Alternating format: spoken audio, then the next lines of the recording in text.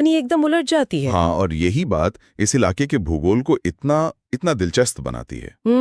गंगा के दक्षिण का जो हिस्सा है वो मैदानी नहीं है, वो पठारी है। पठारी मतलब? ये दरअसल छोटा नागपुर पठार का ही एक विस्तार है। वहां की जो जमीन है वो कठोर है, चट्टानी है। अच्छा। तो नदियां वहां उत्तर की तरह अपनी मर्जी से रास्ता नहीं बदल सकती, वे अपनी तय घाटियों में ही बहती हैं। तो मतलब एक ही राज्य है? हाँ, जिसे एक ही नदी दो हिस्सों में बांट रही है। बिल्कुल। और दोनों हिस्सों का भौगोलिक स्वभाव एक दूसरे से बिल्कुल बिल्कुल विपरीत है। उत्तर में नरम, उपजाऊ और संवेदनशील मैदान जहां नदियां रास्ता बदल रही हैं, और दक्षिण में कठोर, चट्टानी और एकदम स्थिर पठार। तो यही प्राकृतिक विविधता इस क्षेत्र की सबसे बड़ी ताकत भी रही है, और देखा जाए तो सबसे बड़ी चुनौती भी। और जैसे प्रकृति बार बार अपना रास्ता बदलती है ना, वैसे ही अगर हम इतिहास के प्रवाह को देखें तो उसने भी नक्शे को बार बार मोड़ा और काटा है। सही बात है। राजनीतिक सीमाएं भी कभी स्थिर नहीं रही यहाँ। हाँ, इतिहास का ये हिस्सा पढ़ते हुए ऐसा लगता है जैसे जैसे हम कोई ऐसी किताब पढ़ रहे हों जिसके पन्ने समय के साथ धीरे धीरे फटते गए हों, या कह सकते हैं सिकुड़ते गए हों। हाँ, अगर हम प्राचीन काल की बात करें तो ये पूरा क्षेत्र उस महान मगध साम्राज्य का केंद्र था, जिसकी गूंज पूरी दुनिया में थी।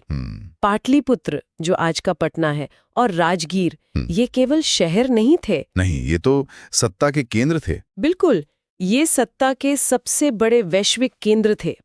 उस समय मगध की सीमाएं आज के आकार से कई अधिक विशाल थीं। ये लगभग पूरे पूरे भारतीय उपमहाद्वीप पर हावी था। प्राचीन मगध का प्रभाव और विस्तार सच में कल्पना से भी परे था। हाँ। लेकिन साम्राज्यों का भूगोल ना हमेशा समय के साथ बदलता है। अगर हम उस विशाल प्राचीन काल से एक लंबी छलांग लगाएं, अच्छा, और आधुनिक काल यानी ब्रिटिश दौर के आसपास आएं, तो हम देखते हैं कि ये पूरा क्षेत्र अपनी वो पुरानी पहचान खो चुका था। और अंग्रेजों की बनाई हुई जो बंगाल प्रेसिडेंसी थी, उसका एक हिस्सा मात्र बनकर रह गया था। लेकिन फिर उस किताब का पहला पन्ना फटने का वक्त आता है। कब? साल 1912।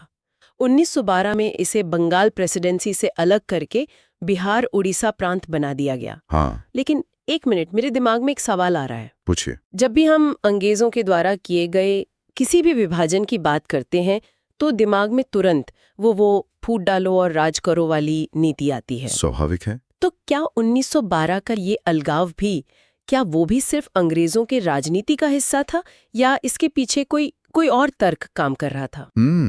शायद पहली नजर में ऐसा ही लगे, लेकिन यहाँ बात सिर्फ राजनीतिक चालबाजी की नहीं थी।